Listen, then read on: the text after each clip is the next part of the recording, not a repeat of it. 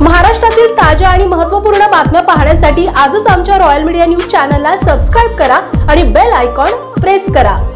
पोलमध्ये current उतरल्यानं माझ्या भावाला shock बसला, याला जबाबदार कोण असा जाब विचारत गावातीलच तरुणांनी ग्रामपंचायतमध्ये घुसून सरपंचाला मारहाण केल्याचा व्हिडिओ व्हायरल झालाय। ही धक्कादायक घटना निलंगा तालुक्यातील शेडोळवाडी येथील आहे। या प्रकरणी सरपंच शेख रुबाब आणि ग्रामसेवक पाटील एन.एस. यांनी निलंगा पोलीस ठाण्यात तक्रार दिली। ग्रामपंचायतमध्ये घुसून सरपंचाला मारहाण करत संगणक, वायफाय आणि इतर साहित्याची तोडफोड करत शासकीय कामात अडथळा आणल्याचे तक्रारीत नमूद करण्यात आले। या प्रकरणी अद्याप गुन्हा दाखल झाला नसल्याची माहिती आहे। पोलीस गुन्हा दाखल करण्यात चालढकल करत असल्याचा आरोप सरपंच शेख रुबाब यांनी केलाय।